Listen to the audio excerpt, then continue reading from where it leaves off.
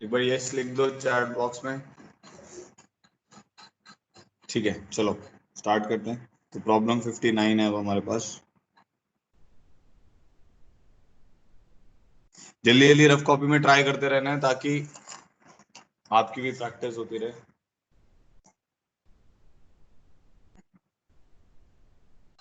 If 0 to x1 to x2 to x3 to pi,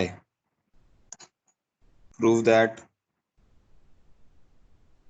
sine of 2x1 plus x2 plus x3 divided by 4 is greater than 2 sin x1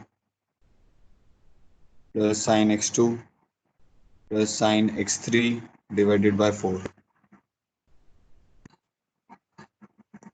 ये prove करना है।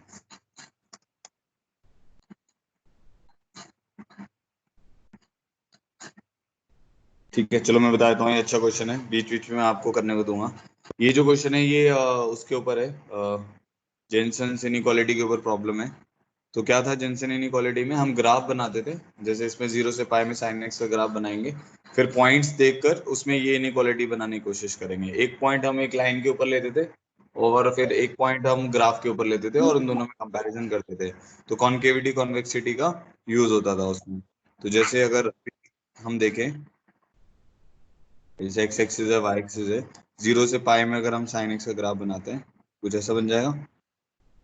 0 हो गया, ये पाई हो गया, यहाँ पर 1 होगी वैल्यू। ठीक है, अब मैंने इसके ऊपर 3 पॉइंट लेने हैं, x1 x2 x3। तो ये वाला पॉइंट आ गया मेरे पास x1 कॉमा साइन x1। ठीक है, और ये वाला पॉइंट आ गया x2 कॉमा साइन x2।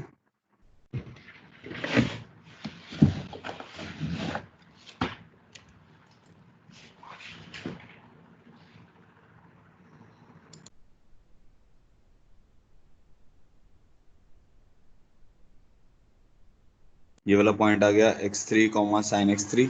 ठीक है, ये तो क्लियर हो गया होगा। x1 कॉमा साइन x1 मान लिया, x2 कॉमा साइन x2 मान लिया, x3 कॉमा साइन x3 मान लिया। अब यहाँ पर ना ये वाली टर्म बनानी है हमें किसी तरीके से, 2x1 plus x2 plus x3। अगर मान लो यहाँ पे x1 plus x2 plus x3 by 3 होता है, जैसे हम पहले कर चुके हैं, तब तो इजी क्वेश्चन हो जाता। फिर तो हम क्या करते हैं, इस ट्राइंगल का सेंट्रोइड ले लेते। अब हमें थोड़ा सा ये सोचना पड़ेगा कि ये टर्म हम कैसे बना पाए, है ना। तो उसके लिए मैं ऐसा कर रहा हूँ, जैसे इसको अगर आप ये लेफ्ट हैंड साइड को देखो, तो यहाँ पे ये जो टर्म है, इसको हम ऐसे लिख सकते हैं, 2 से डिवाइड करो इसको। अगर आप 2 से डिवाइड करोगे तो आपको हिंट मिल जाएगा, x1 plus x2 plus x3 by 2 divided by 2, कुछ ऐसा बन रहा है। 2 से डिवाइड करोगे अगर, तो ये x1 बन जाएगा, ये x2 प्लस x3 बाई 2 बन जाएगा, नीचे 2 बचा रह जाएगा। तो हो क्या रहा है, पहले आप x2 प्लस x3 बाई 2 का मिड पॉइंट ले लो। तो हमने x2 और x3 का मिड पॉइंट ले लिया, मतलब x2 प्लस x3 बाई 2 बन जाएगा ना वो। तो ये वाला पॉइंट हमारे पास से p आ गया।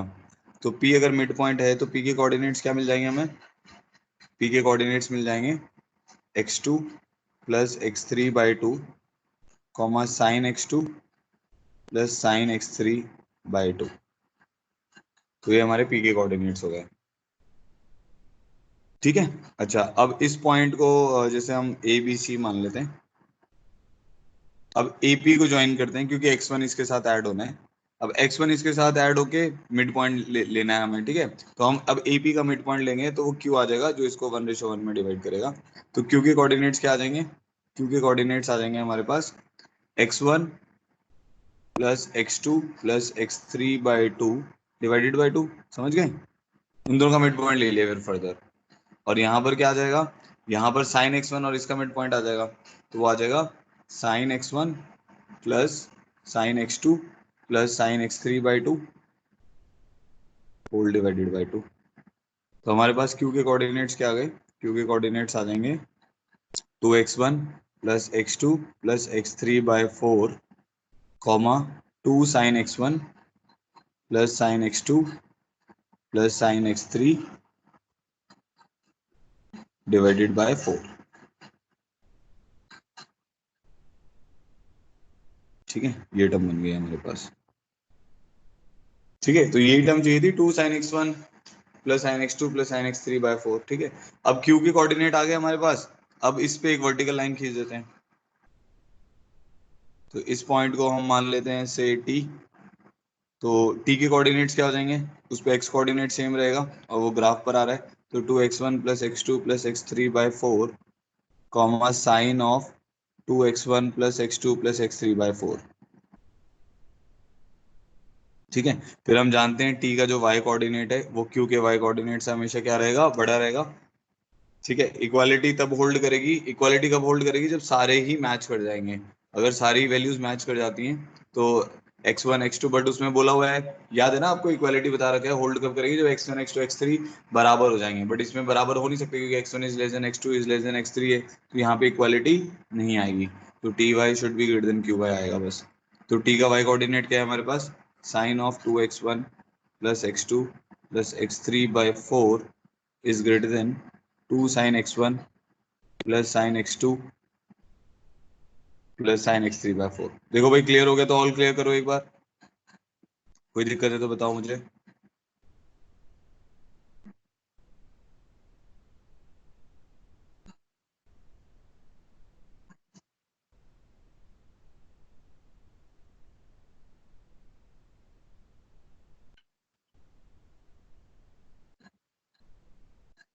ये वाली इमोजी भी बना सकते हो और निंजा भी बना सकते हो। क्लियर हो गया सबको ये वाला प्रॉब्लम।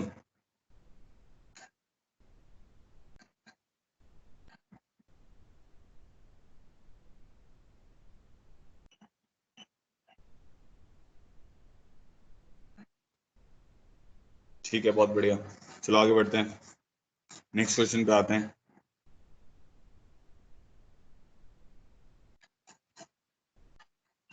किसी को कोई प्रॉब्लम तो नहीं है इसमें, ठीक है। तो ये हमारा हो गया प्रॉब्लम नंबर 59। प्रॉब्लम नंबर 60 पे आते हैं।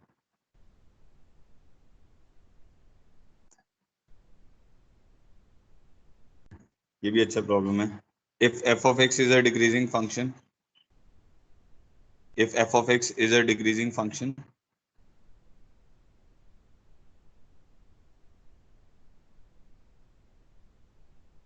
and f double dash x is greater than equal to 0,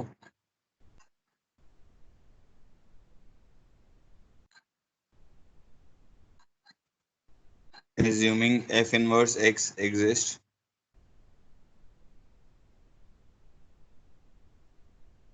then prove that f inverse x1 plus f inverse x2 by 2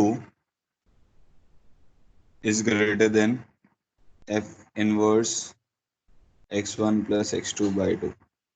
ठीक है, ये प्रूव करना है। करो एक बार, थोड़ा सा दिमाग लगाओ इसमें। x1 x2 कोई वैल्यूज हैं जो इसके डोमेन में आ रही हैं। ठीक है, x1 x2 जैसे आपने यहाँ पर x1 x2 लिए थे, सेम उसी टाइप से x1 x2 यहाँ पर भी है। So f of x is a decreasing function and f double dash x is greater than 0, assuming f inverse x exists। तो हमें ये प्रूव करना है f inverse x1 plus f inverse x2 by 2 is greater than f inverse x1 plus x2 by 2। इसमें भी आपको इसी का यूज करना है, जेंसन इनइक्वालिटी का। ठीक है, एक बार थोड़ा सा सोच के देखो, फिर मैं बता ही रहा हूँ। 1 मिनट ले लो बस।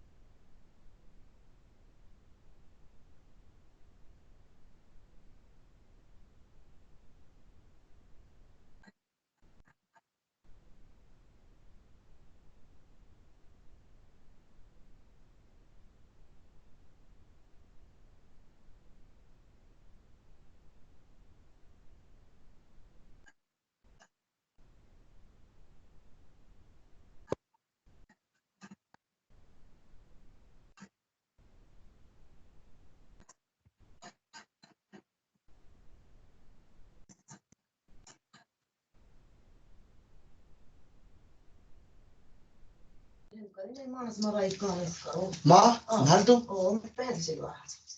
ऐसो या तू करा दिया हमारे में बोल तो मैं कहा कह रहा हूँ कहा होगा पेट पानी पी का उनको क्यों ना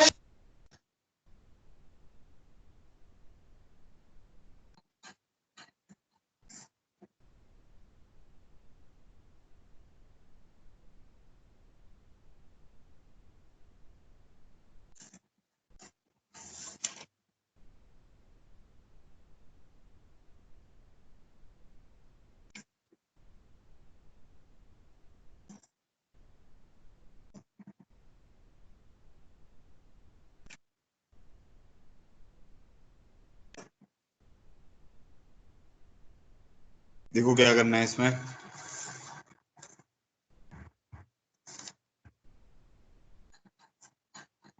इसमें ना हमें ये फाइंड आउट करना है कि जो एफ इनवर्स एक्स है इसका जो ग्राफ है वो कैसा है, वो कॉनकेव है, कॉन्वेक्स है, इंक्रीजिंग है, डिक्रीजिंग है, ये चीजें पता करनी पड़ेंगी। उसके बाद फिर हम थोड़ा सा जज कर पाएंगे। तो एफ ऑफ एक्स डिक्रीजिंग है तो ये तो क्लियर हो गया, उसका इनवर्स भी क्या होगा, डिक्रीजिंग। ये तो प्रॉपर्टी है ना। If F of x is decreasing it's inverse is also a decreasing function. तो हमें ये तो क्लियर है कि इनवर्स फंक्शन डिक्रीजिंग होगा। तो let's say F inverse x को हम जी ऑफ एक्स मान लेते हैं, ठीक है। और हम जानते हैं कि f of ji of x जो होगा वो एक्स के बराबर होगा। F of ji of x, क्योंकि एफ अगर बाहर होता है और एफ इनवर्स अंदर होता है तो हमेशा ये एक्स के बराबर होता है। तो F of f inverse x जो होगा या f of ji of x जो होगा वो एक्स के बराबर होगा, ठीक है जी। अब आ जाते हैं f dash of g into ji dash x, derivative ले लिया, चेन रूल लगेगा, f dash of ji of x into ji dash x is one. ये भी क्लियर हो गया होगा। अब आप जानते हैं कि एफ डैश एक्स तो नेगेटिव है, क्योंकि एफ डिक्रीजिंग है तो एफ डैश की वैल्यू जो होगी वो हमेशा नेगेटिव होगी। तो दिस वैल्यू इज नेगेटिव। तो यहाँ से कंक्लूजन आ जाएगा कि G dash x is one upon negative value which is negative. तो वो तो हमें डायरेक्ट भी पता था। तो इससे पता चल जाएगा कि G X is a decreasing function. तो अब एक चीज तो क्लियर होगी कि जी एक्स जो है वो डिक्रीजिंग है। अब नेक्स्ट हमें ये देखना है कि जी एक्स कॉनकेव है कि कॉन्वेक्स है। उसके लिए हम क्या करेंगे, डबल डेरिवेटिव निकालेंगे। तो इसी का एक बार और डेरिवेटिव लो। तो F dash of g into ji double dash x, ये क्या आएगा डबल डेरिवेटिव लेने पर। फिर डेरिवेटिव लोगे तो क्या आएगा, G dash X into F double dash of ji of x into ji dash X. समझ आ गया होगा। तो पहले आएगा u इंटू वी का derivative which is G double dash X plus ji dash X into इसका डेरिवेटिव क्या आएगा, F double dash of ji of x into ji dash X equal to zero. हमें जी डबल डैश निकालना है। तो जी double dash x जो आएगा वो हमारा किसके बराबर आ जाएगा, minus of f double dash of ji of x into ji dash x का होल स्क्वायर डिवाइडेड बाय, यहाँ से टर्म आ जाएगी f dash of ji of x. अब ये देख लेते हैं कौन सी ये जी डबल डैश पॉजिटिव है कि नेगेटिव है, ये देख लो बस आप। तो एफ डबल डैश उसने पॉजिटिव दिया हुआ है तो ये टर्म आपकी पॉजिटिव है, क्योंकि f double dash x is always positive. ये टर्म आपकी हमेशा पॉजिटिव है। एफ डैश जी जो है वो क्या है, नेगेटिव है। ये नेगेटिव कैसे है, क्योंकि एफ डिक्रीजिंग है ना। एफ डिक्रीजिंग है तो एफ का डेरिवेटिव हमेशा क्या होगा, नेगेटिव होगा। तो ये नेगेटिव होगा। तो एक नेगेटिव ये बैठा हुआ है हमारे पास। तो negative divided by negative into positive, positive ये टर्म हमारी क्या हो जाएगी, पॉजिटिव। तो हमें ये समझ आ गया कि जी डबल डैश एक्स जो है वो हमारा पॉजिटिव है। मतलब जी एक्स क्या होगा, कॉनकेव होगा। जी एक्स इज कॉनकेव। तो आपको ये जब भी जेनसेंस इनइक्वालिटी लगानी है तो ये पता होना चाहिए ना कि ग्राफ कॉनकेव है कि कॉन्वेक्स है। तो हमारा जो जी एक्स होगा या एफ इनवर्स एक्स होगा वो हमारा कॉनकेव डिक्रीजिंग बनेगा। तो हमने बना दिया कॉनकेव डिक्रीजिंग।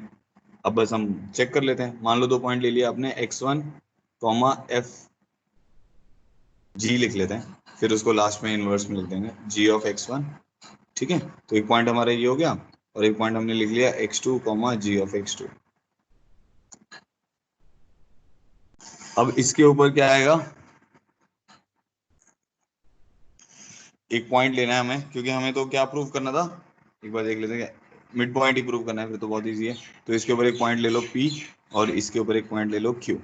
तो P के कोऑर्डिनेट क्या आ जाएंगे, x one plus x two by two comma g of x one plus g of x two by two, mid point लिख लिया, ठीक है। और Q के कोऑर्डिनेट क्या आ जाएंगे, x one plus x two by two, क्योंकि एक्स कोऑर्डिनेट सेम रहेगा। वाई कोऑर्डिनेट क्या आ जाएगा, G of x one plus x two by two, ठीक है। तो क्या आएगा, P का y कोऑर्डिनेट जो होगा वो हमेशा Q के y कोऑर्डिनेट से क्या रहेगा, बड़ा रहेगा। अगर x1 x2 डिफरेंट लेते हैं इक्वालिटी होल्ड करेगी अगर x1 x2 बराबर हो सकते हैं। तो हमारे पास आ जाएगा P का y कोऑर्डिनेट क्या है हमारे पास, g ऑफ x1। तो f inverse of x1 plus f inverse of x2 by two is always greater then F inverse of x1 plus x2 by two. Equality आप लगा सकते हो अगर x1 x2 बराबर होंगे। प्रूव हो गया। ठीक है, समझ आ गया सबको? ऑल क्लियर हो गया ये? देखो भाई किस चीज को डाउट है? एक तो खुश जैन जी को डाउट आ गया, और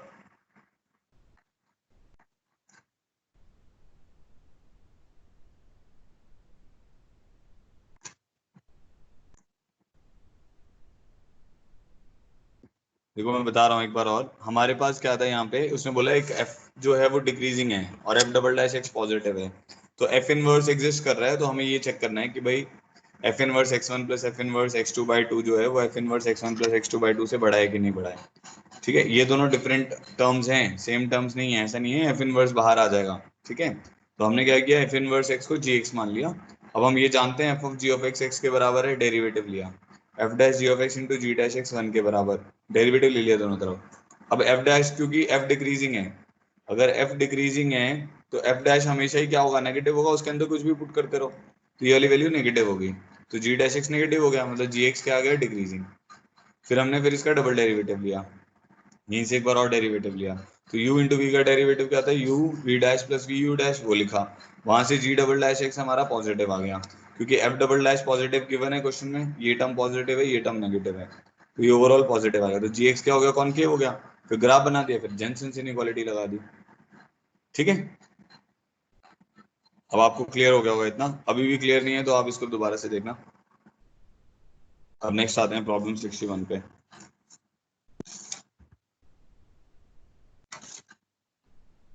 ठीक है, let f and g be, थोड़े मुश्किल क्वेश्चन बनते हैं, एओडी के क्वेश्चन आसान नहीं होते। वो आप जो पैकेज में देखोगे वो तो थोड़े इजी, आपको एक्सरसाइज 1 2 3 में तो इजी दिखेंगे, और जो जैसे जेई में वगैरह में आते हैं तो कुछ तो इजी आते हैं ऑब्वियसली, कुछ मुश्किल भी होते हैं। तो एडवांस वगैरह के जो हम क्वेश्चंस करेंगे ना, अभी आप देखोगे तो उसमें काफी अच्छे क्वेश्चन बन जाते हैं इसमें, तो दिमाग लगता है। ये तो प्रूव दैट वाले क्वेश्चन थे वैसे। Let f and g be continuous and differential functions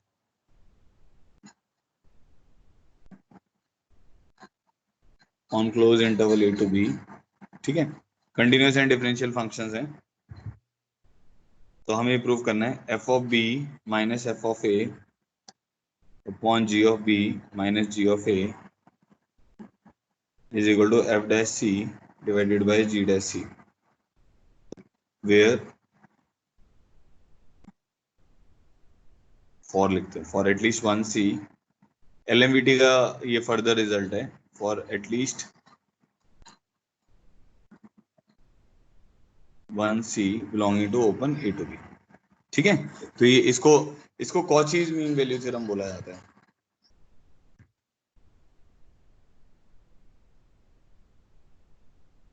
अब जैसे मैंने आपको ये क्लास में बताया था, इसमें ऐसा नहीं करना है कि एलएमवीटी आपने एफ ऑफ एक्स पे लगाई और एलएमवीटी आपने जी ऑफ एक्स पे लगाई और उन दोनों को डिवाइड कर दिया, वो करना इसीलिए गलत हो जाएगा। क्यों गलत होगा? क्योंकि मान लो एफ ऑफ एक्स पे एलएमवीटी लगाते हो तो उसका कोई एक पर्टिकुलर सी आएगा, F of B minus F of A upon B minus A is equal to F dash C one आएगा, और जी पे अगर लगाओगे तो G of B minus ji of A upon B minus B, अब G of B minus ji of A upon B minus A is equal to G dash C two आएगा, तो उन दोनों को डिवाइड करोगे तो F dash C one divided by g dash C two आएगा, वो सेम सी नहीं होगा। तो इसीलिए आपको क्या करना पड़ेगा, इस टाइप के प्रॉब्लम को सॉल्व करने के लिए एक फंक्शन बनाना पड़ता है। तो मैं बता देता हूँ क्योंकि आप तो अभी गेस नहीं कर पाओगे हो सकता है। तो एक फंक्शन बनाते हैं, वो ना इसको देख के बनाया हुआ है, कैसे बनाया हुआ है देखो, इसको ना मैं जी डैश को उधर मल्टीप्लाई करता हूँ, फिर इसको उधर ले जाता हूँ। मैंने आपको ये बताया, इस जो जो प्रूव करना होता है ना उसी को सोच के बनाया करो फंक्शन। तो ऐसा भी कर सकते हो कि जी डैश को उधर ले जाओ, इसको उधर ले जाओ, फिर सब्ट्रैक्ट कर दो। तो मैं अभी ऐसा मन में सोच रहा हूँ कि मैं जी एक्स को उधर लेके जाऊंगा, फिर इधर सब्ट्रैक्ट करूंगा। तो मैंने फंक्शन बनाया एफ ऑफ एक्स माइनस ये टर्म, समझ रहे हो, ये क्रॉस मल्टीप्लाई किया, फिर जो टर्म आएगी उसको लेफ्ट हैंड साइड में लिख दिया, तो F of B minus F of A upon ji of B minus ji of A, ठीक है, इनटू जी ऑफ एक्स। ये एक मैंने फंक्शन बना लिया। अब क्योंकि उसने बोला हुआ है कंटिन्यूअस डिफरेंशिएबल है, तो दो कंटिन्यूअस डिफरेंशियल फंक्शन का सम डिफरेंस क्या होता है, कंटिन्यूअस डिफरेंशिएबल, तो ये एच एक्स हमारा क्या आ जाएगा, कंटिन्यूअस डिफरेंशिएबल आ जाएगा। ये तो आ गया on close interval a to b के ऊपर, ठीक है। अब हम ये देखते हैं कि एच ऑफ बी और एच ऑफ ए की वैल्यू क्या है। एच ऑफ बी की वैल्यू क्या आएगी, देखो एच ऑफ बी की वैल्यू आएगी,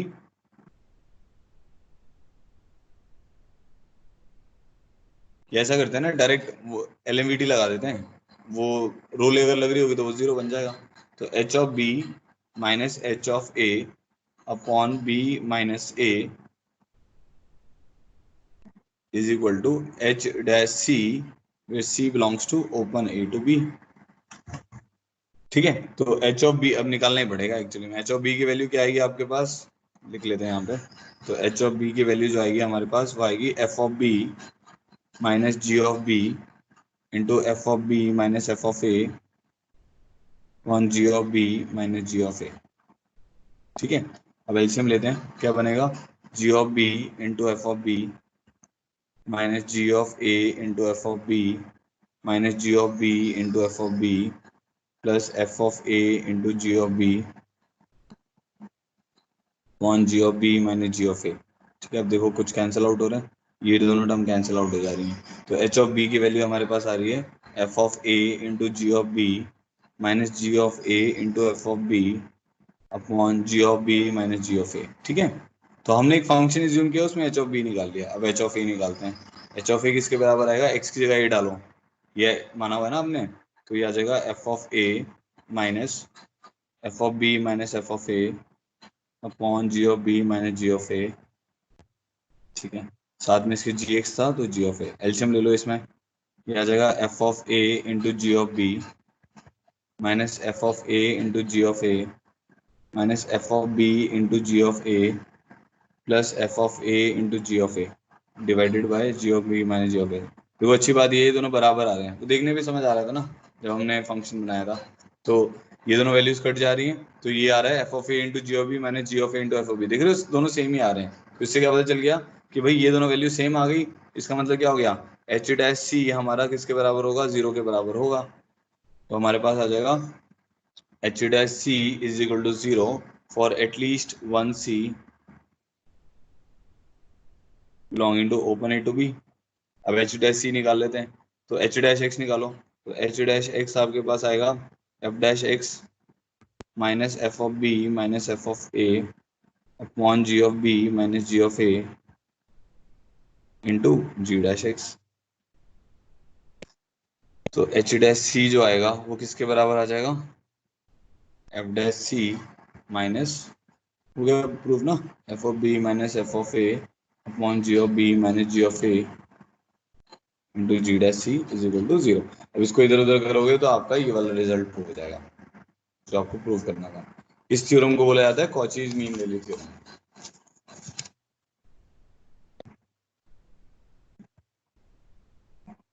हाँ बेटा, आप अपनी लोकेशन सही करने की कोशिश क्या करो यार, और अगर आपके पास डेटा है तो प्रॉब्लम नहीं आएगी, क्योंकि और किसी को नहीं आ रही है। आप लोकेशन सही करने की कोशिश क्या करो, क्योंकि अगर हम लेक्चर मिस करते हैं ना तो वर्क पेंडिंग रहता है, वो वर्क इतना पेंडिंग हो जाएगा आपको लगेगा कि भाई अब कैसे करें फिनिश अप।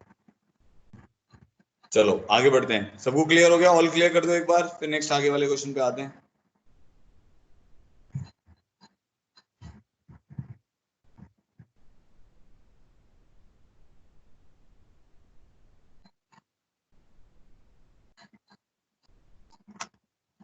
ठीक है, तो ये कॉचीज मीन वैल्यू थ्योरम है, ध्यान में रखना है, ठीक है। 62 पे आते हैं, problem 62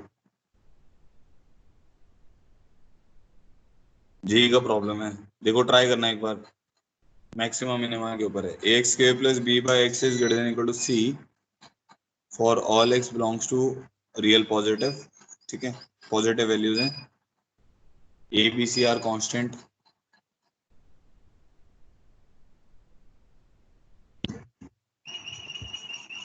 then prove that 27 A B square is greater than equal to 4 C cube. Question दो बार जेई में आ चुका है, एक और इसके बाद भी क्वेश्चन दूंगा, वो भी जेई में आ चुका है, जेई एडवांस में, ए एंड सी पॉजिटिव दिया मैं, ठीक है।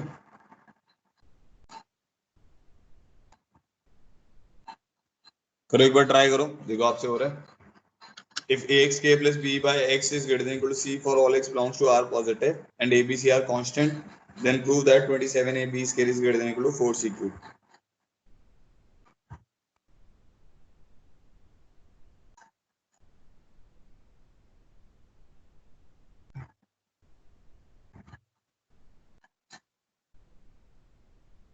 क्वेश्चन लिख लो एक बार पहले जल्दी से।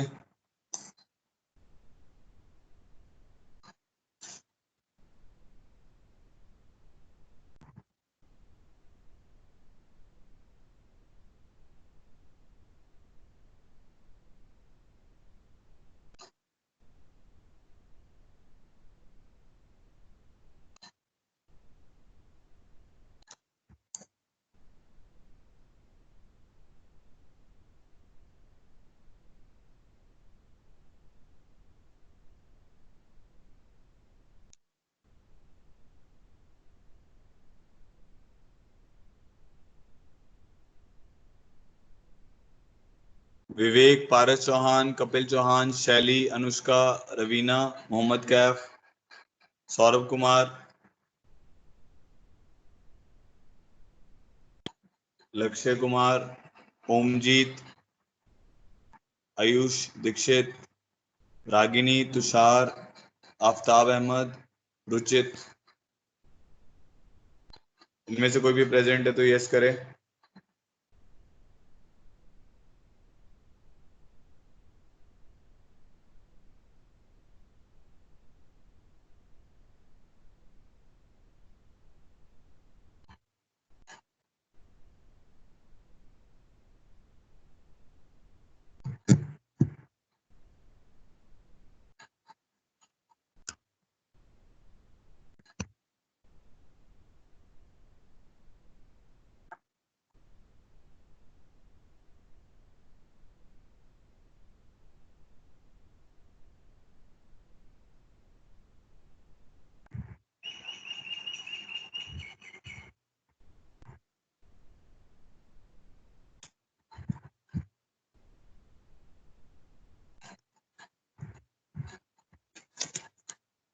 देखो क्या करना है इसमें, एक फंक्शन एज्यूम करते हैं।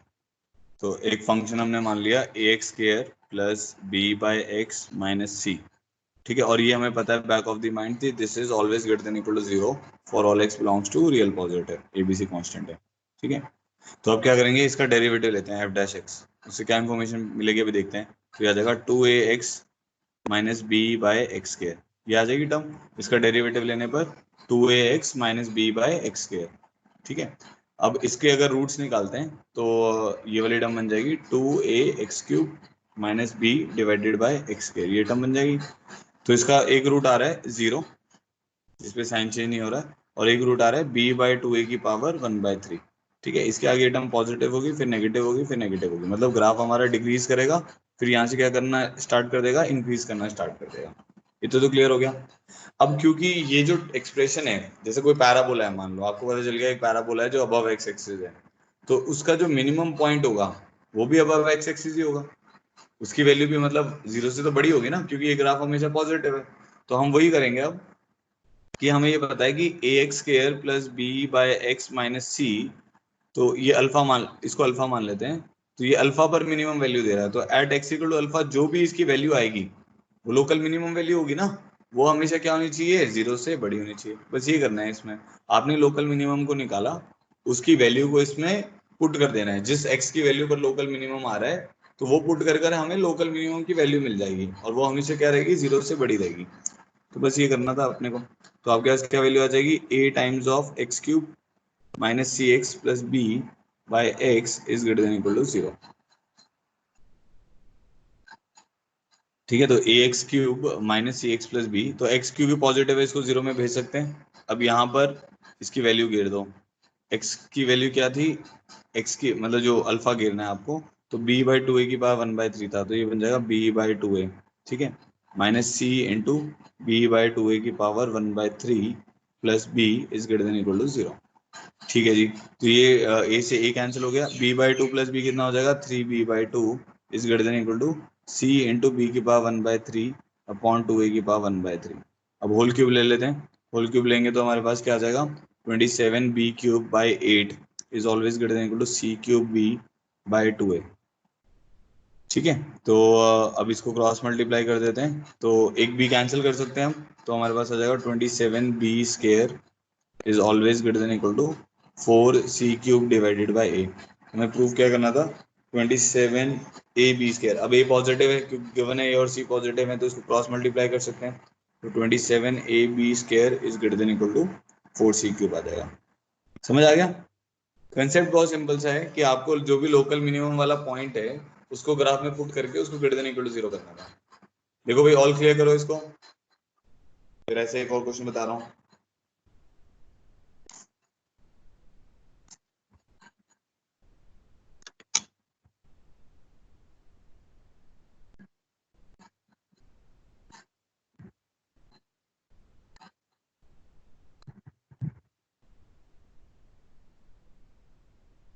ठीक है, चलो आगे बढ़ते हैं। देखो अब ये मिसलेनियस प्रॉब्लम है, हो सकता है कुछ बच्चों को थोड़े से मुश्किल लग रहे हो, कुछ नहीं, आप इसको दोबारा से लेक्चर का जो नोट्स है उसको पढ़ेंगे ना, अपने आप क्लियर होगा। ठीक है, अब 63 पे आते हैं।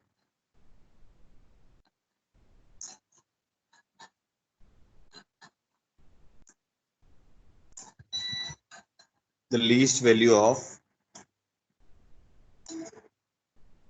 the least value of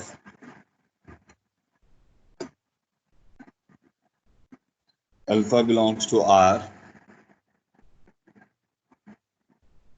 for which 4 alpha x square plus 1 by x is greater than or equal to 1 for all x positive। ठीक है, इसका आंसर निकालना है।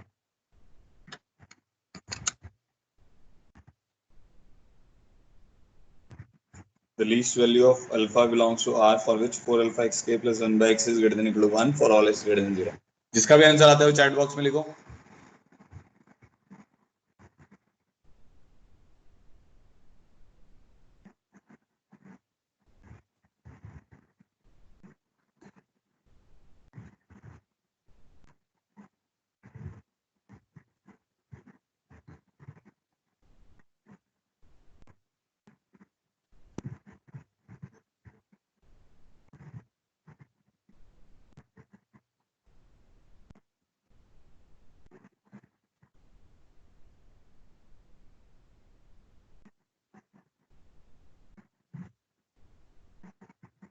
1/27 आएगा, हाँ एकदम सही।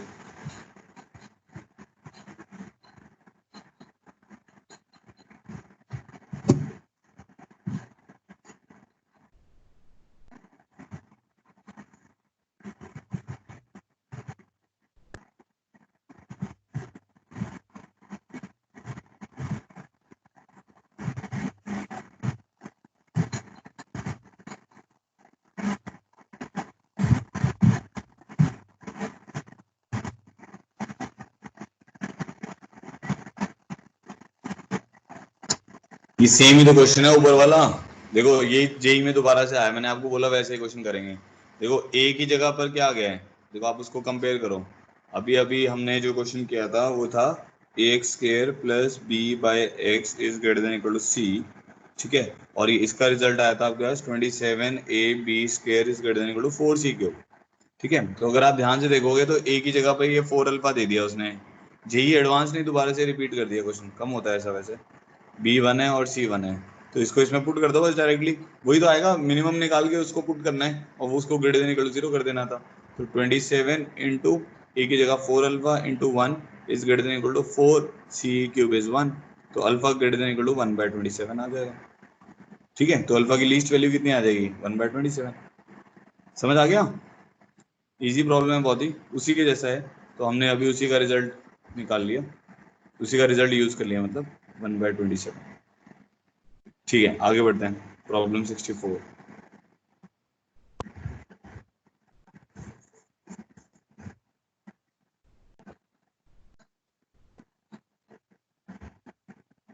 The total number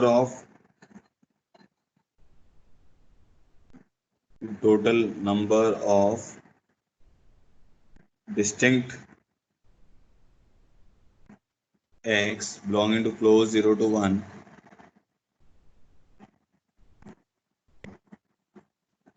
for which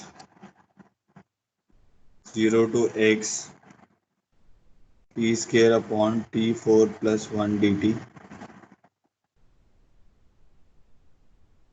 is equal to 2x minus 1 is the total number of distinct x belonging to close 0 to 1 for which 0 to x t square upon t4 plus 1 dt is equal to 2x minus 1. बताओ भाई इसका answer बताओ. ये भी चाहिए गई problem है. खुद से एक बार सोच लो फिर मैं बता रहा हूँ.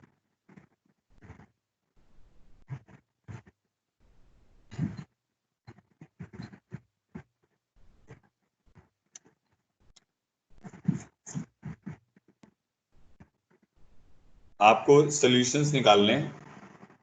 मतलब एक्स की मतलब ये निकालना है कितने नंबर ऑफ सॉल्यूशन है क्लोज 0 से 1 में.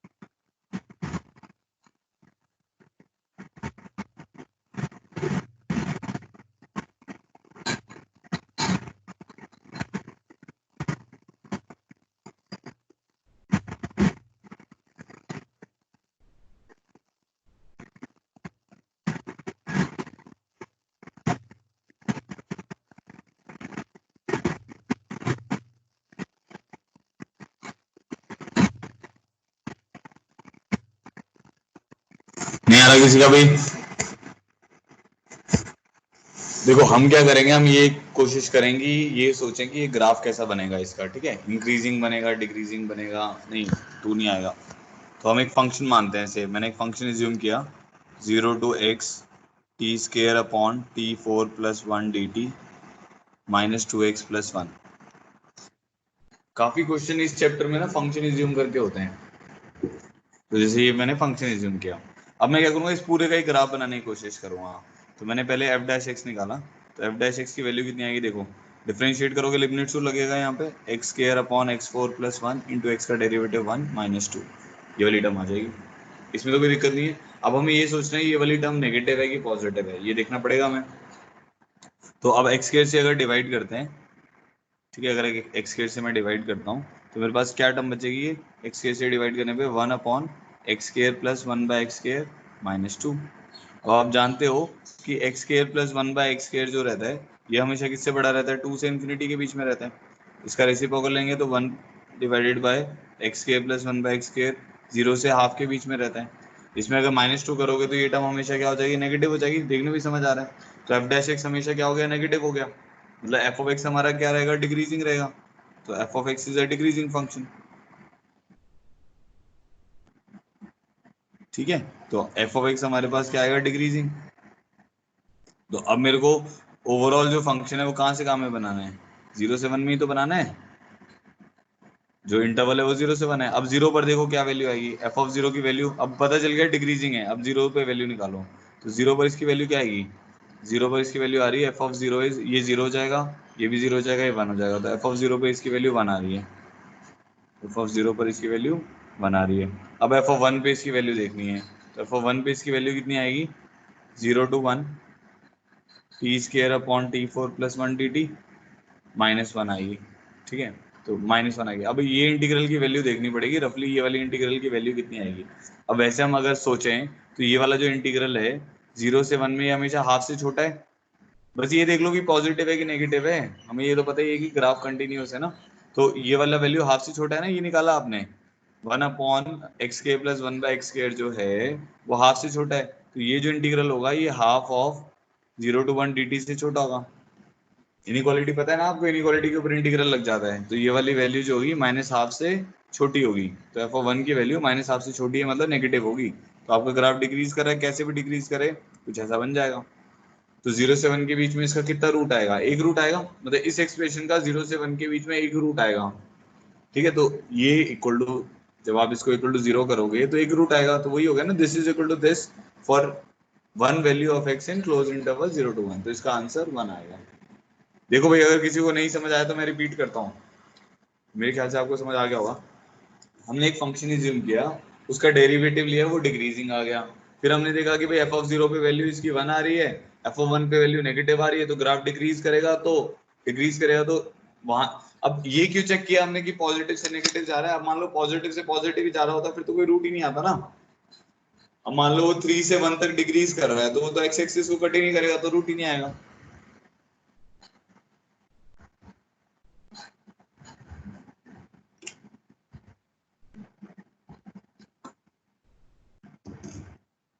चलो जी, अब आते हैं 65 पे। किसी को भी डाउट है तो बताइए, ठीक है।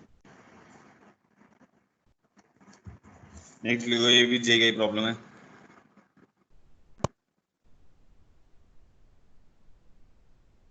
F r to zero to infinity, पढ़ना इस प्रॉब्लम को, ठीक है, इजी सा प्रॉब्लम है, ज्यादा मुश्किल नहीं है।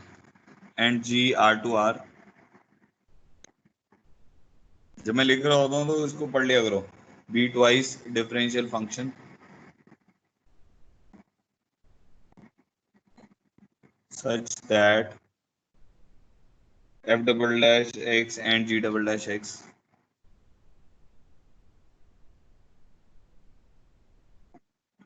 Are continuous functions on x belongs to r, ठीक है। Suppose f dash two is equal to g of 2 is equal to 0 and f double dash 2 is not equal to 0 and g dash 2 is not equal to 0 and limit extending to 2 f of x g of x upon f dash x g dash x is equal to 1। तो ये सारी information दे दी, अब हमें check करना है कौन कौन सी statement सही है, तो मल्टी करेक्ट है इसमें, एक से ज़्यादा आंसर है मतलब। पहला ऑप्शन है इसका, f of x has local minimum at x equal to 2, as local minimum at x is equal to 2, ठीक है। बी ऑप्शन है f of x has local maximum at x equal to 2। इतना पढ़ने भी आपको समझ आ जाएगा, इन दोनों में से एक ही सही होगा भाई, 2 पे या तो लोकल मिनिमम होगा या लोकल मैक्सिमम होगा, दोनों तो एक साथ नहीं हो सकते। f double dash 2 is greater then f of 2, ये ऑप्शन हो गया। डी ऑप्शन आ गया, f of x minus f double dash x is equal to 0 for at least 1x belonging to r, ठीक है। करो, अब आपके सामने पूरा क्वेश्चन है।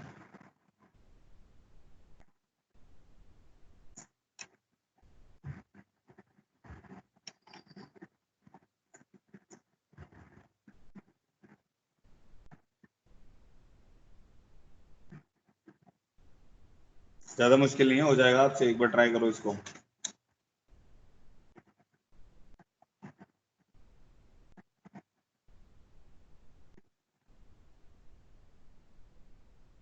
फिर ऑप्शंस बताओ।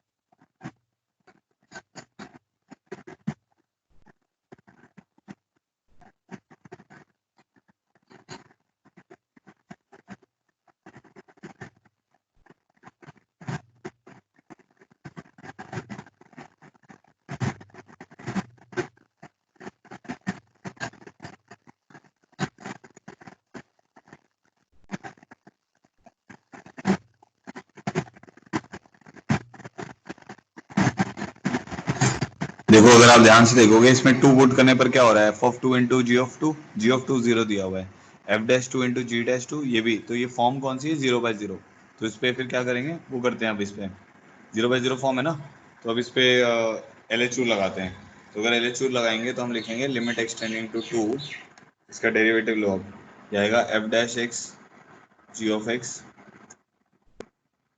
Plus F of x into ji dash x, derivative लिया F of x into ji of X है ना न्यूमरेटर में, क्योंकि फिर एफ डैश इंटू जी डैश है, तो इसका डेरिवेटिव लेंगे तो क्या आएगा, एफ डैश एक्स इंटू जी डबल डैश एक्स प्लस जी dash X into F double dash x, और इसकी वैल्यू 1 के बराबर दी हुई है।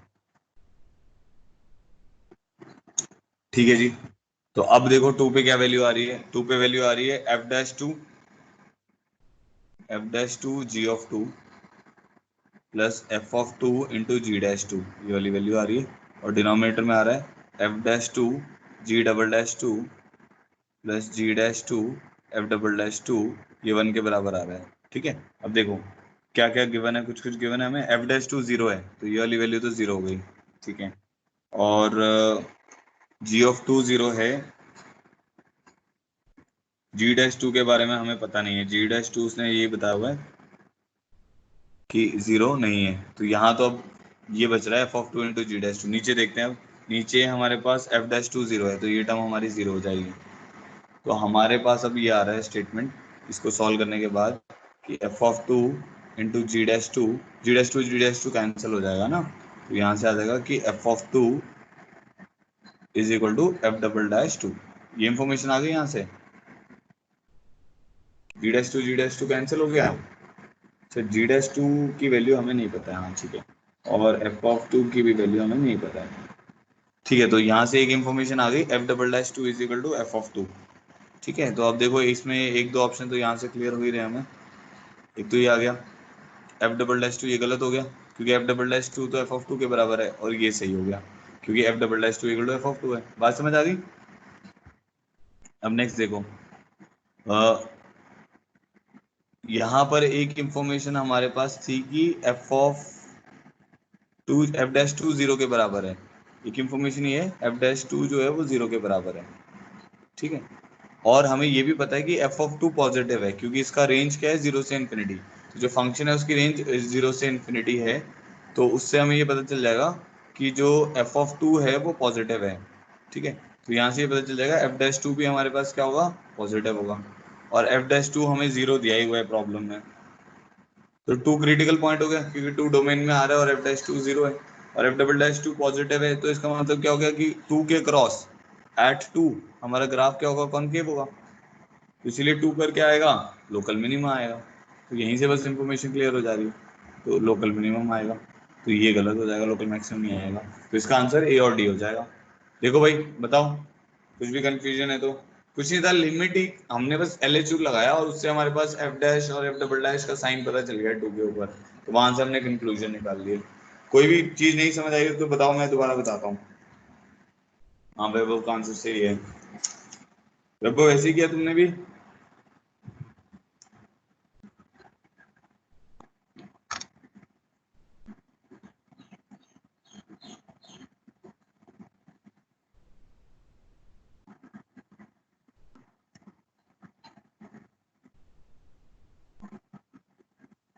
क्लियर हो गया आप लोग को? जिसको भी कोई भी डाउट है बताओ मेरे को जल्दी से।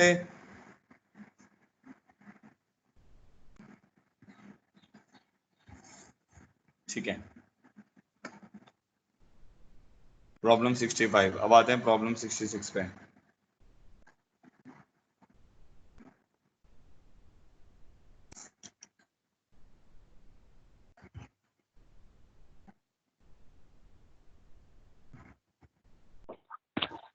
For every pair of continuous functions f comma g close 0 to 1 to r, ये इजी प्रॉब्लम है। देखना आप जी, ये 2014 में आया शायद। हाँ, सच दैट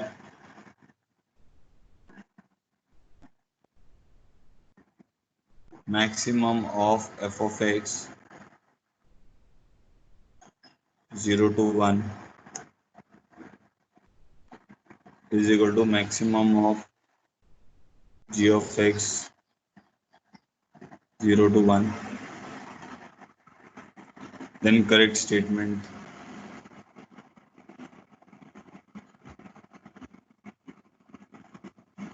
इसका क्या मतलब है, 0 से 1 में जो f of x का मैक्सिमम है वही g of x का मैक्सिमम है।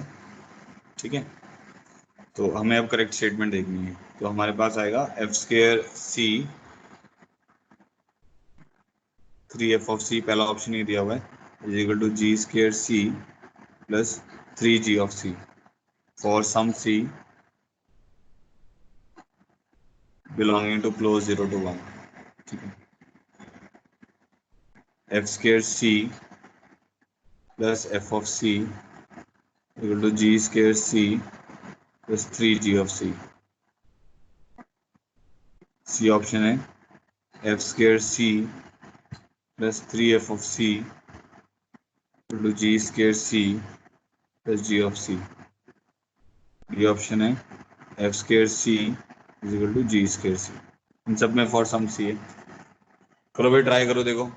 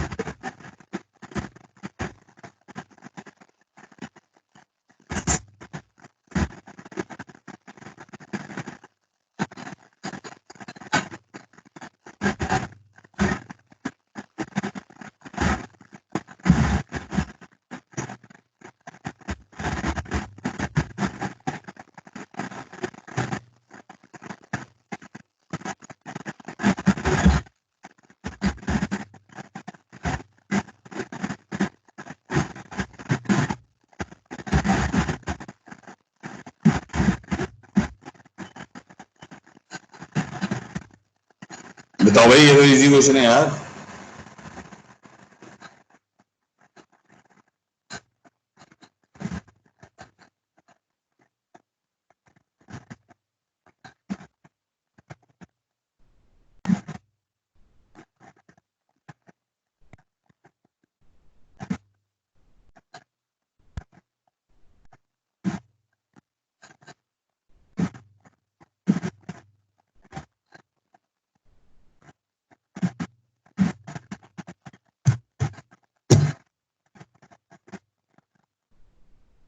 शैली तुम अभी तो आई हो, पहले तो तुम आई नहीं थी,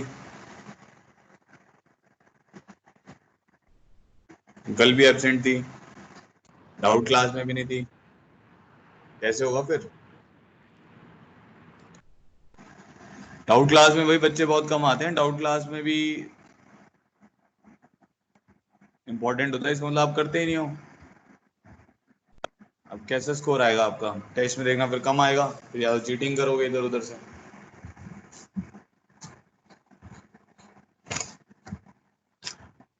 देखो इसमें बहुत सिंपल सा क्वेश्चन था, एक शेड्यूल बनाओ, अगर आप लोग शेड्यूल नहीं बनाओगे, डेटा वेटा की प्रॉब्लम हट जाएगी, आप लोकेशन ढूंढो अपने घर पे, और मोबाइल पे फिर यूट्यूब यूट्यूब मत देखो, तो अपने आप ही चलेगा। मतलब मैं भी आज मतलब वाईफाई नहीं चल रहा, मैं मोबाइल से ही क्लास ले रहा हूँ, चल रहा है। तो बमरोला से बुरी जगह तो क्या होगी इंटरनेट के लिए। हाँ देखो, अगर हमारे पास मैक्स, ये लिखा हुआ है मैक्सिमम ऑफ 0 to 1 f(x), ठीक है, इसका क्या मतलब हो गया, 0 से 1 जो है हमारे पास जो फंक्शन है उसका कुछ मैक्सिमम होगा, कुछ फंक्शन बना लो आर्बिट्ररी, कंटिन्यूस है, ठीक है, तो कुछ ऐसा फंक्शन हो गया मान लो, ठीक है जी। अब g(x) क्या है, उसका भी कुछ मैक्सिमम है, तो इसका मैक्सिमम मान लेते हैं किसी एक पॉइंट पर आ रहा है, ये f(x) हो गया, इसका मैक्सिमम किसी एक पॉइंट पर आ रहा है, ठीक है।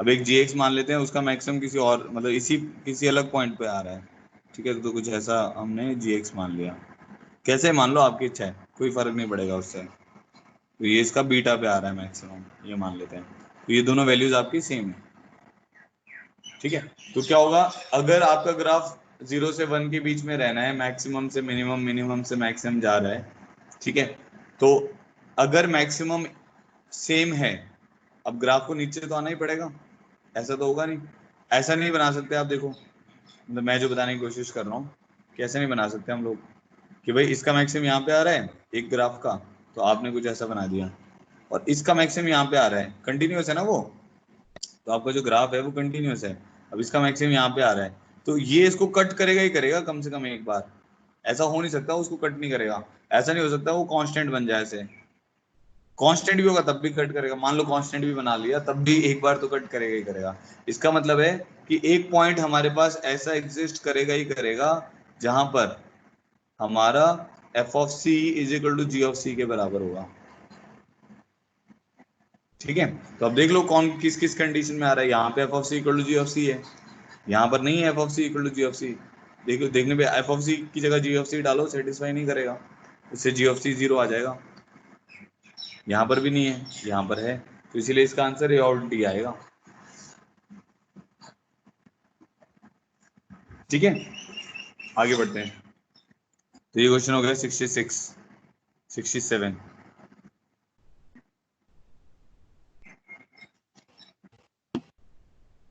67 है, let F 0 to ∞ to r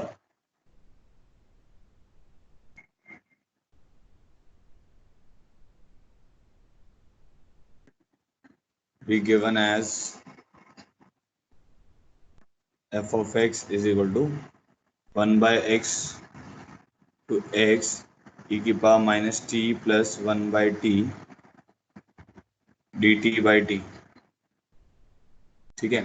then f of x is monotonically, इसके अब ऑप्शंस हैं, ठीक है, अच्छा क्वेश्चन है, अभी जेई का ही है, जेई 2014 का है, मल्टी करेक्ट है, तो एक इंटीग्रल बना दिया, अब इंटीग्रल और एओडी को उसने मिक्सअप कर दिया है बस। तो एक फंक्शन दिया हुआ है, उसका डोमेन 0 से ∞ to r है, और 1/x to x है, ये ऑप्शन है, F of x is monotonically increasing on close 1 to ∞, ठीक है। बी पार्ट हो गया, f of x plus F of 1/x is equal to 0 for all x belonging to 0 to infinity। ठीक है, c part है F of x is monotonically decreasing on open 0 to 1। D part है F of 2 की power x is an odd function on x belongs to R। ठीक है जी, करो एक बार try.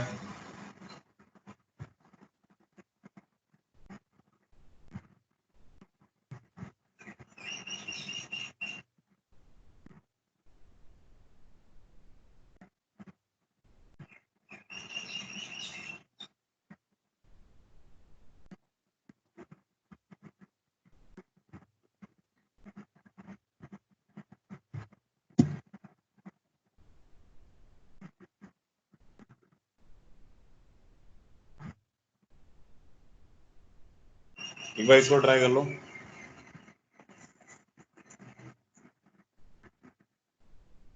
Increasing decreasing के लिए क्या चेक करते हैं? एफ डैश एक्स चेक करते हैं ना।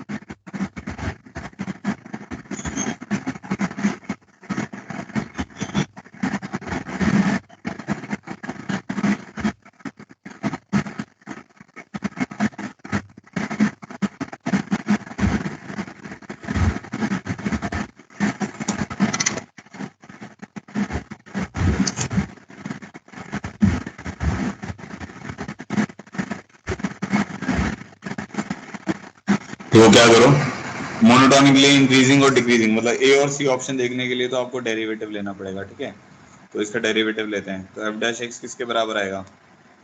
टी की जगह अपर लिमिट डालोगे तो आएगा ई की power minus of x plus 1/x into 1/x into x का डेरिवेटिव कितना आ जाएगा 1 माइनस ई की पावर 1/x गिरेंगे तो इसमें आ जाएगा x प्लस 1/x ही आ जाएगा ना, क्योंकि इसमें 1/x पुट करोगे तो ये 1/x हो जाएगा और ये x बन जाएगा। ठीक है, इंटू यहाँ पर आ जाएगा 1/1/x इंटू 1/x का derivative which is minus 1/x²। ठीक है, ये टर्म आ जाएगी। समझ आ गया होगा? अपर लिमिट डालो इंटू उसका डेरिवेटिव माइनस लोअर लिमिट डालो इंटू उसका डेरिवेटिव, तो हमारे पास ई की power minus x plus 1/x तो कॉमन ही आ जा रहा है और साथ में आ जा रहा है 1/x। यहाँ पर क्या होगा, एक x कट जाएगा तो प्लस 1/x, तो ये 2/x बन जाएगी ये वाली टर्म।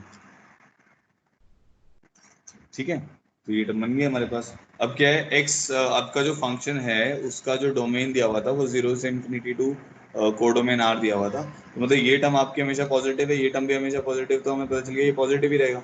e की पावर t या e की power minus T is always positive. ठीक है, तो ये टर्म हमेशा क्या रहेगी, पॉजिटिव रहेगी, इसलिए ये जो ग्राफ बनेगा ये क्या बनेगा, हमेशा मोनोटोनिकली इंक्रीजिंग। तो ए पार्ट तो सही हो गया इसका, 0 से इंफिनिटी मोनोटोनिकली इंक्रीजिंग होता है। ए पार्ट तो सही हो गया और इससे हमें क्लियर हो जाएगा सी पार्ट क्या हो गया, गलत हो गया। तो 0 से इंफिनिटी में ही ये हमेशा क्या होगा, मोनोटोनिकली इंक्रीजिंग होगा।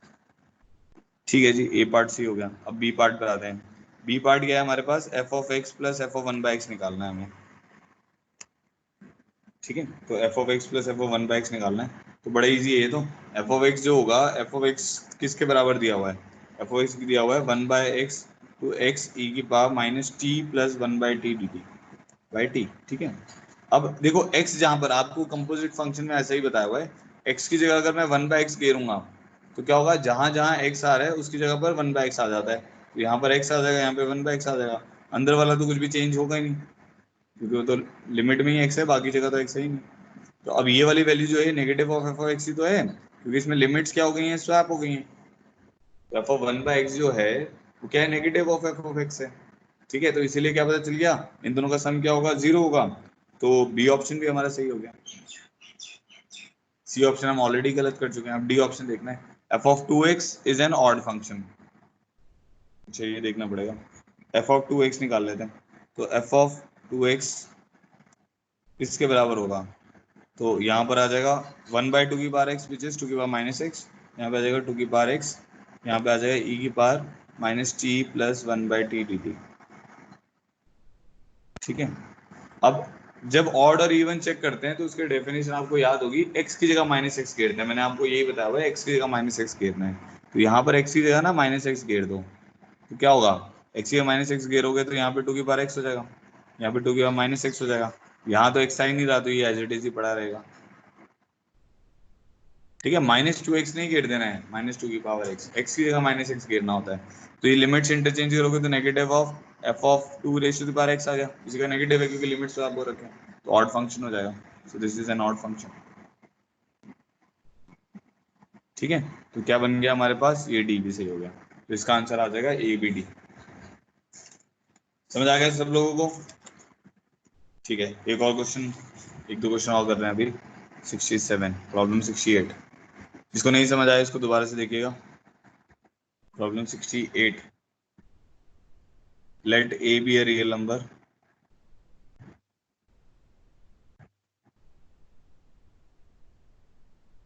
and f is r to r, says that f of x is x raised to the power 5 minus 5x plus a. Then f of x has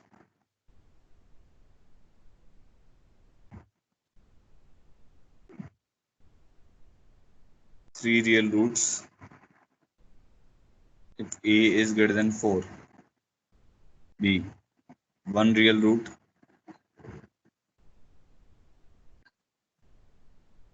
if a is greater than 4. C, three real root if a is less than minus 4. D, three real root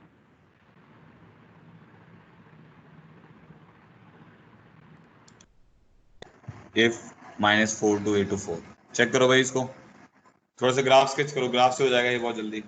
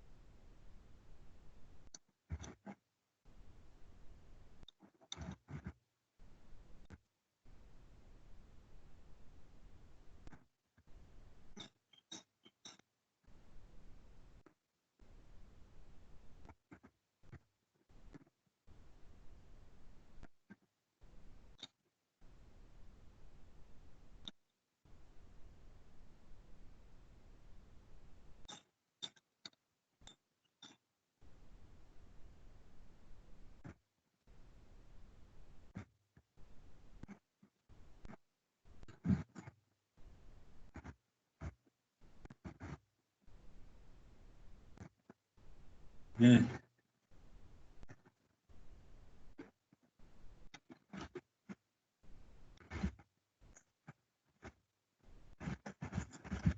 आ रहा है किसी का answer इसमें?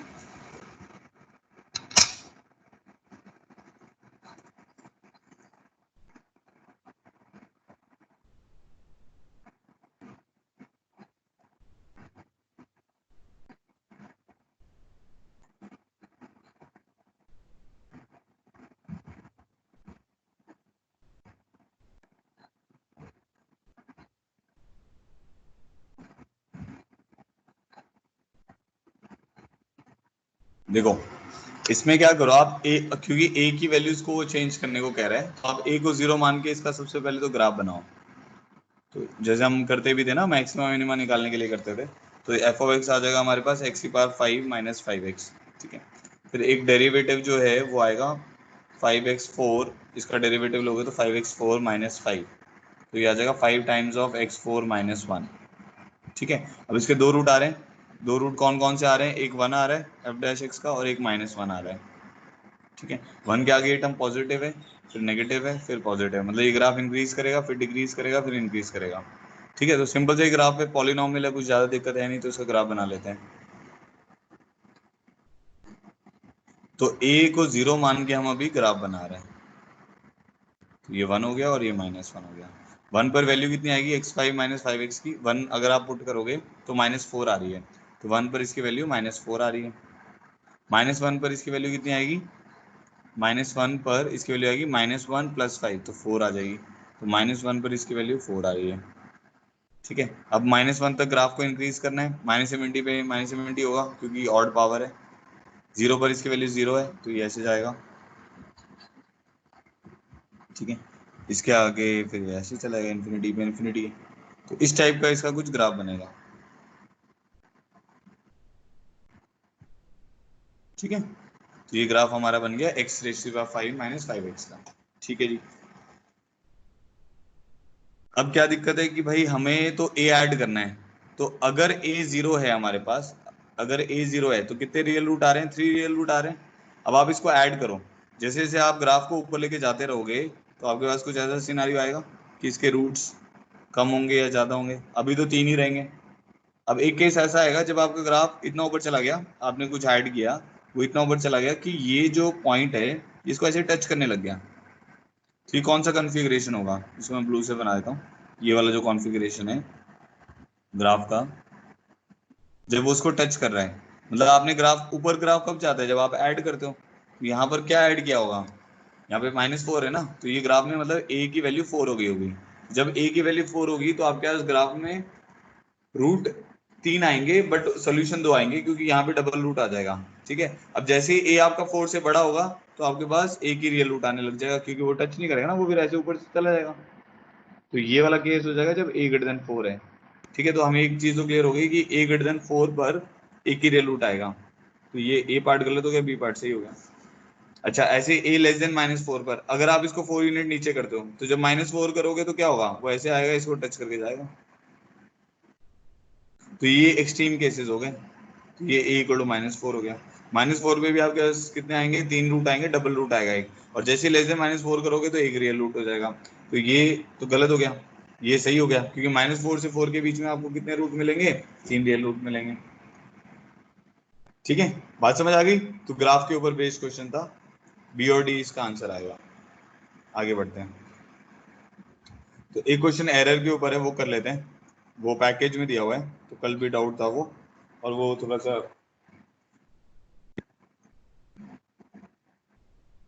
अजीब सा ही question है, but ठीक है।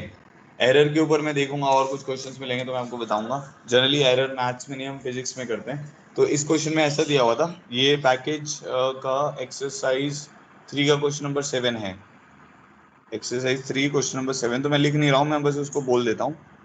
उस क्वेश्चन में ऐसा बोला हुआ है, एक स्फीयर है जिसका रेडियस r है, ठीक है, एक स्फीयर है जिसका रेडियस r है, ठीक है। फिर वो क्या कह रहा है, if we approximate the change of volume, अब उसने बोला है कि चेंज ऑफ वॉल्यूम मतलब डेल्टा एस, डेल्टा वी बोलते हैं ना इसको, हाँ डेल्टा वी, तो चेंज इन वॉल्यूम जो है, चेंज इन वॉल्यूम को वो अप्रोक्सीमेट कर रहा है किस वैल्यू से, h a r naught plus h square by 2 d a by d r at r is equal to r naught, ऐसा उसने एक स्टेटमेंट दिया हुआ है। Where a is the surface area, मैं स्टेटमेंट, मैं आपको क्वेश्चन बता रहा हूँ, आप ध्यान से सुने। और रेडियस जो है, रेडियस आर नॉट से लेके आर नॉट प्लस एच में चेंज हुआ। तो कहने का क्या मतलब है कि जो चेंज इन वॉल्यूम है, जब आर नॉट से आर नॉट प्लस एच करोगे तो वो उसने इस वैल्यू से अप्रोक्सीमेट कर रखा है, ठीक है। तो absolute value of error in our approximation, तो वो फाइंड आउट करना चाह रहा है एब्सोल्यूट वैल्यू ऑफ एरर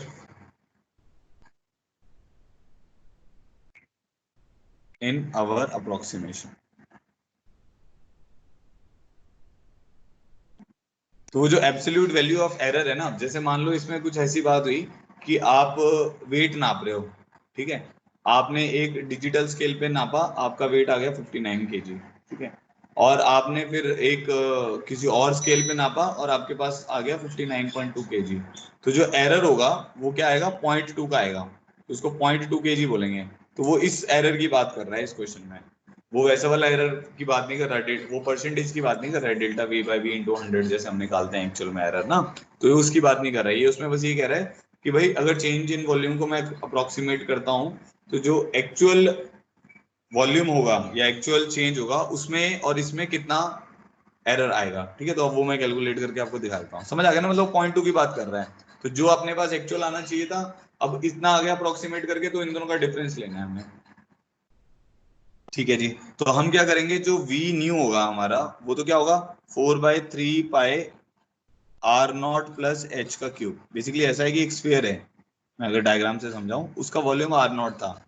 अब उसमें क्या हो गया, उसका रेडियस, सॉरी उसका रेडियस आर नॉट था और उसका वॉल्यूम कितना होगा, 4/3 पाई आर नॉट क्यूब। अब उसका जो रेडियस है वो चेंज होकर आर नॉट प्लस एच हो गया, तो अब उसका वॉल्यूम कितना आ जाएगा, 4/3 pi r naught plus H का क्यूब। तो उसको, वो जो चेंज इन वॉल्यूम है उसको उसने एक वैल्यू से रिप्रेजेंट कर रखा है, ठीक है। अब वो उसमें उन दोनों का डिफरेंस पूछ रहा है, बस इतना सा क्वेश्चन है। तो ये वाली वैल्यू हमारे पास कितनी आ जाएगी, ये निकाल लेते हैं। ये आ जाएगी 4/3 पाई आर नॉट का cube plus h cube plus 3 r naught square h plus 3 h square r naught. तो हमारे पास ये वाली वैल्यू आ जाएगी 4/3 पाई आर नॉट का cube plus 4/3 pi h cube plus 4 pi r naught square h, 4 pi r naught square h plus 4 pi h square r naught. तो ये हमारा आ गया वी न्यू, जो एक्चुअल में वॉल्यूम होना चाहिए था। समझ गए ना आप, कि मतलब भाई आर नॉट से आर नॉट प्लस एच किया तो एक्चुअल वॉल्यूम ही होना चाहिए था। बट वो कह रहा है कि भाई मैंने जो मेजर किया वो क्या किया, v plus delta v measure किया मैंने। तो वी मेरा क्या था, 4/3 पाई आर नॉट का क्यूब, ये तो उसका वही है जो पहले था। अब चेंज इन वॉल्यूम को उसने वो जो स्टेटमेंट दी हुई है वो यहाँ पे लिख देते हैं। चेंज इन वॉल्यूम की क्या स्टेटमेंट दी हुई है, एच ए नॉट। अब एच ए नॉट क्या होगा हमारा, 4 पाई आर नॉट का स्क्वायर, सरफेस एरिया है ना, प्लस एच ए नॉट के साथ क्या दिया हुआ है, h²/2 da/dr। h²/2 da/dr कितना होगा, ए होता है 4 pi r square surface area, उसका डेरिवेटिव लोगे तो 8 पाई आर, तो 8 पाई आर नॉट, क्योंकि r at r equal to r naught करना है।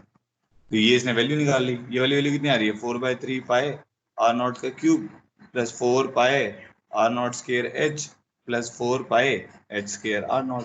अब जो एब्सोल्यूट एरर है, आप समझ गया, मेजर किया उसने, तो मेजर एक्चुअल ये आना चाहिए था, दिस इज एक्चुअल वैल्यू, और ये उसकी मेजरमेंट हो गई। तो एरर क्या हो जाएगा, इन दोनों का डिफरेंस। तो एरर इन मेजरमेंट, वो इसी को कह रहा था, इसकी एब्सोल्यूट वैल्यू को, है ना। एरर इन मेजरमेंट क्या आ जाएगा, इन दोनों का डिफरेंस, उसका मॉड। तो 4/3 पाई एच क्यूब आ जाएगा इसका आंसर, ठीक है। तो इस प्रॉब्लम का आंसर ये है। तो कल हमने जो डाउट क्लास ली थी उसमें एक्सरसाइज 3 तक हमने डिस्कस कर लिया था, ठीक है। तो वो अब मैं और उसके डाउट्स नहीं लूंगा, क्योंकि जिन्होंने क्लास, अब भाई कुछ बच्चे क्लास मिस कर देते हैं और फिर मेरे से अलग से डाउट पूछते रहते हैं व्हाट्सएप के ऊपर। तो भाई मैं क्लास इसीलिए रख रहा हूँ कि आप उसको अटेंड करें और जो आपके डाउट्स हैं वो कवर होते रहें। तो प्लीज ऐसा मत करें कि मतलब भाई क्लास अटेंड भी नहीं कर रहे और फिर मेरे से अलग से भी मेरा टाइम खा रहे हैं, तो ऐसा मत करें, तो मेरे को सही नहीं लगता है, ठीक है। चलो कल जो हमारी क्लास है, ये चैप्टर में अभी 5-6 क्वेश्चन बचे हैं, तो कल की क्लास में हम क्या करने वाले हैं, एक तो एओडी के जो हमारे 5 to 6 क्वेश्चंस बचे हुए हैं वो करेंगे, ठीक है। एक हमारा कंपोजिट फंक्शन का टॉपिक फंक्शन वाले चैप्टर में छूटा हुआ है, फंक्शन के कुछ टॉपिक हमारे छूटे हुए हैं तो वो मुझे क्लियर करने हैं। तो कंपोजिट फंक्शन का एक टॉपिक छूटा हुआ है जिसमें एफ ओ एफ और ये सब का ग्राफ बनाते हैं, तो कल हम वो इसके साथ में क्लब करके खत्म कर लेंगे। ठीक है, सैटरडे को आपका टेस्ट है। अभी तक उसका जो पैटर्न है वो वही है कि इंडिविजुअली टेस्ट होंगे। हम सोच रहे हैं अगर क्लब होके पॉसिबल हो पाया तो क्लब करके करेंगे, अगर नहीं हो पाया तो जैसे लास्ट टाइम हुआ था वैसे ही होंगे। मैथ्स का जो टेस्ट है उसमें 15 ऑब्जेक्टिव क्वेश्चंस हैं, 5 सब्जेक्टिव क्वेश्चन है। ठीक है, और सब में +4 नेगेटिव मार्किंग है। लास्ट टाइम नेगेटिव मार्किंग नहीं थी, इस बार नेगेटिव मार्किंग है ताकि आप चीटिंग ना कर पाए। और सब्जेक्टिव क्वेश्चन भी करने मतलब आपको उसमें कॉपी पे कर कर उसका पिक खींच कर भेजना पड़ेगा। और जो टेस्ट स्किप करेगा उसकी आईडी 5 डेज के लिए ब्लॉक्ड है। ठीक है, तो ये आपके लिए इंफॉर्मेशन है। अपनी पढ़ाई करें अच्छे से, एओडी का पैकेज वैकेज लगाएं, फिर कुछ भी अगर डाउट आते तो मुझे बताएं। 5 to 7 डेज की हॉलीडे होगी। हॉलीडे तेरे जीवन में कभी नहीं आएगी जब तक तू जेई मेंस क्लियर नहीं कर लेता है। ठीक है जय, चलो, thank you so much for joining. Exit करो, जय हनुमान जी कर देना।